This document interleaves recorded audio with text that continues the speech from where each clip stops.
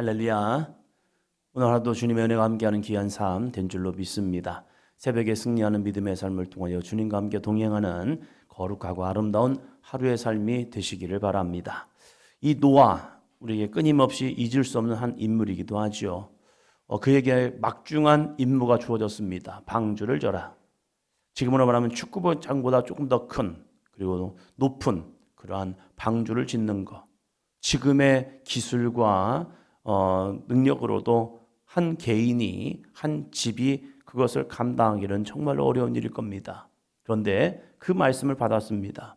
그 말씀을 받았을 때에 노아 무슨 생각이 있겠습니까? 할 수 있을까? 우리가 이걸 감당할 수 있을까? 이 일을 어떻게 감당하지? 이런 마음이 들지 않았을까요? 우리가 믿음의 길을 갈 때에 우리에게 다가오는 마음도 그런 마음 아니겠습니까? 우리가 주님의 길을 갈 때 이것을 어떻게 내가 감당하지? 이것을 어떻게 내가 믿음으로 승리할까? 하나님의 말씀인 거 압니다. 그럼에도 불구하고 그 말씀이 때로는 내게 버겁게 다가올 때가 있다는 사실이죠. 그 버거운 말씀을 어떻게 할 것인가? 노아는 한 번도 보지 못했던 이 홍수에 대한 심판, 이 심판의 말씀이 다가왔습니다. 한 번도 경험하지 못한 일이 나에게 주어질 때에, 그 말씀이 주어질 때에 그걸 믿기가 어떠할까?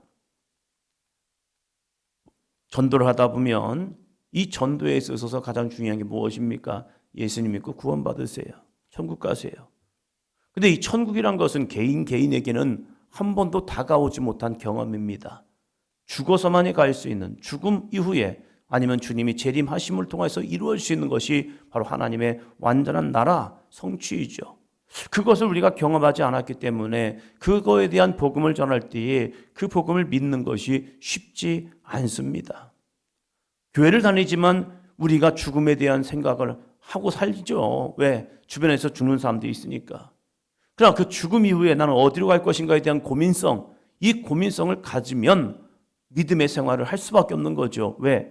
우리에게는 죽음에 대한 완전한 자유함이 없기 때문에요.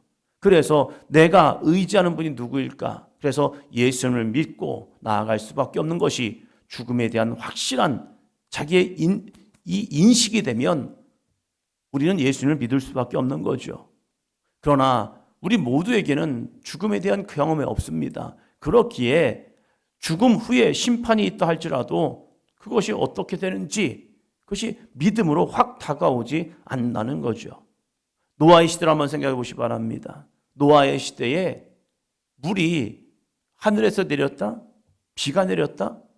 땅에서 물이 솟아오른다? 이것은 한 번도 경험할 수 없었던 일입니다.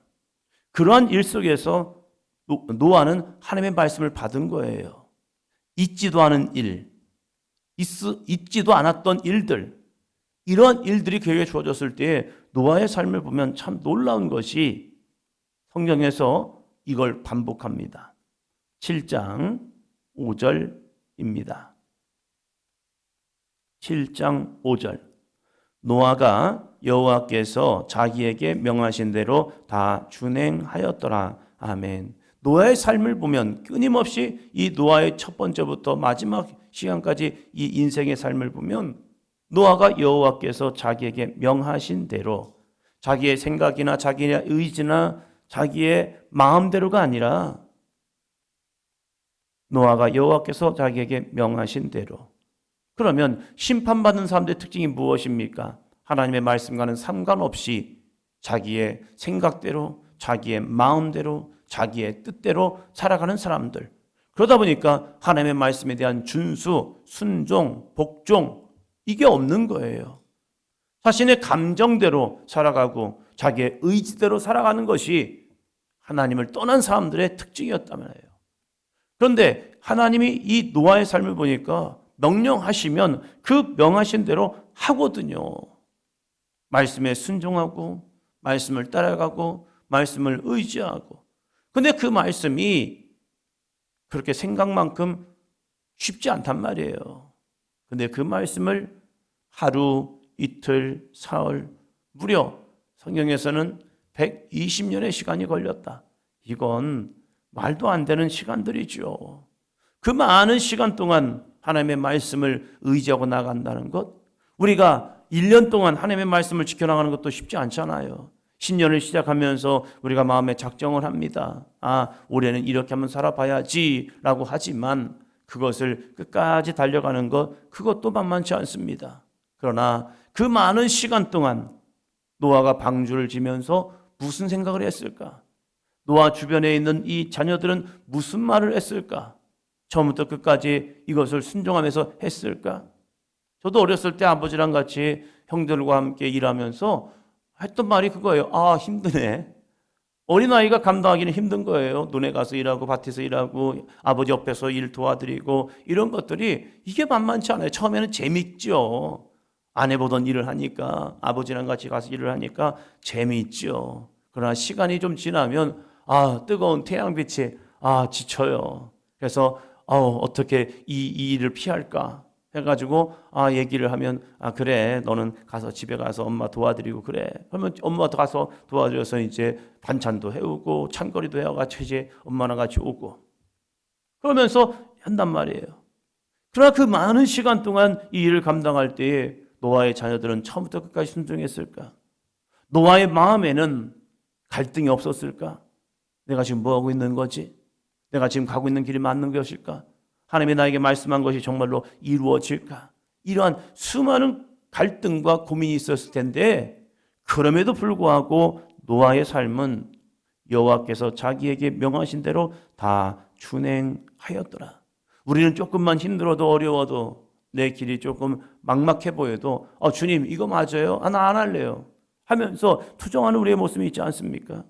그런데 노아는 자기에게 명하신 대로 다 준행하였더라. 이게 놀라운 믿음이죠. 우리의 신앙 속에도 왜 힘든 일, 어려운 일 없습니까? 그런 들이 밀려오지요. 앞에 생기지도 않을 두려움과 염려와 근심들이 우리에게 밀려올 때가 있단 말이에요. 그때 우리는 어떻게 할 것인가? 다시 한번 하나님의 약속의 말씀을 끄집어내어서 주님이 나에게 이렇게 말씀하셨지. 하나님이 나에게 말씀하셨지. 이 약속의 말씀을 다시 꺼내 들고 그 믿음의 말씀을 확증하고 한 발짝 한 발짝 나아갈 수 있는 삶이 되시기를 주의 이름으로 축원합니다. 그렇기 때문에 1절이 벌어지는 일이죠. 7장 1절이요. 7장 1절 여호와께서 노아에게 이르시되 너와 내 온 집은 방주로 들어가라. 이 세대에서 내가 내 앞에 의로움을 내가 보았음이니라. 아멘. 이 세대에서 내가 내 앞에서 의로움을 내가 보았음이니라. 우리의 믿음의 삶은 하나님께 보여지기 위해 하는 겁니다.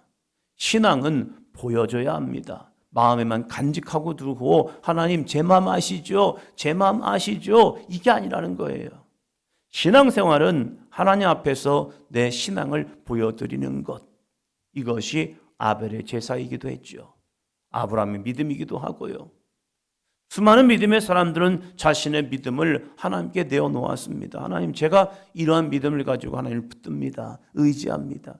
이 새벽의 시간이 단순히 우리만 와서 잠깐 와서 기도하는 겁니까? 아니죠. 하나님 앞에 나의 이 첫 시간을 주님 앞에 드려짐을 통하여 주님 저 왔어요. 저 왔어요.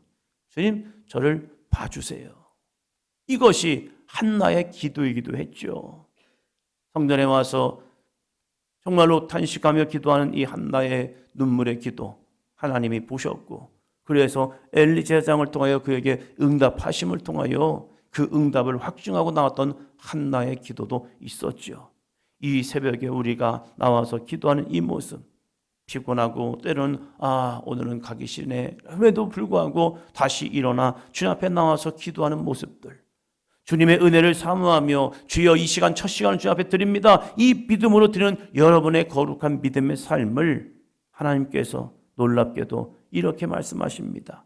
이 세대에서 내가 내 앞에 의로움을 내가 보았음이니라. 이 세대에서 우리의 믿음을 하나님이 보셨대요. 이 새벽에 나와 기도하는 여러분의 모습을 하나님이 보고 계시다는 사실입니다. 이 믿음으로 날마다 이 새벽을 깨움을 통하여 마지막 심판 가운데 하나님의 구원을 맛볼 수 있는 믿음의 삶이 되기를 주의 이름으로 축원합니다. 홍수가 이루어졌죠. 홍수 있음을 통해서 이제 끝났나? 이제는 더 이상 우리가 거할 곳이 없나? 마치 필리핀에 가보면 수상가옥에 있는 사람들처럼 물 위에 떠서 우리는 계속 살아야 하나? 아니더라고요. 8장 1절 봅니다. 8장 1절. 하나님이 노아와 그와 함께 방주에 있는 모든 들짐승과 가축을 기억하사 하나님이 바람을 땅 위에 불게 하심에 물이 줄어들었고 아멘. 하나님이 노아와 그와 함께 방주에 있는 모든 들짐승과 가축을 기억하사라고 말합니다. 하나님이 노아와 그와 함께 있는 사람들, 짐승들, 가축을 기억합니다. 기억하셔서 하나님이 바람을 불게 하고 물이 줄어들게 하고 다시 그들을 통하여 시작하게 하십니다. 오늘도 하나님의 약속의 말씀을 믿고 나아가는 우리들에게도 환난은 오고 고난은 오고 이러한 홍수가 넘쳐날 수도 있습니다. 그럼에도 불구하고 하나님께서 노아와 그와 함께한 방주에 있는 모든 들짐승과 가축을 기억하신다는 사실입니다. 오늘 우리들의 기도 하나님이 기억하시죠. 하나님의 약속도 기억하시죠. 그 약속을 다시 한번 끄집어내고 다시 한번 주님 앞에 기도함을 통하여 하나님의 거룩한 언약의 역사가 하나님의 나에게 주신 거룩한 축복의 은혜가 오늘도 우리를 통하여 임할 수 있는 삶이 되기를 주의 이름으로 축원합니다. 그 약속의 말씀을 꺼냈습니다. 그러면서 이렇게 다시 말씀하는 겁니다. 아담에게 주었던 약속의 말씀, 그것이 아담과 하와가 변질되어서 말씀에 불순종하였지만 다시 노아의 순종을 통하여 그 약속의 말씀을 끄집어내셨습니다. 17절이요. 8장 17절. 너와 함께한 모든 혈육 있는 생물 곧 새와 가축과 땅에 기는 모든 것을 다 이끌어내라. 이것들이 땅에서 생육하고 땅에서 번성하리라 하시매. 아멘. 이것들이 땅에서 생육하고 땅에서 번성하리라.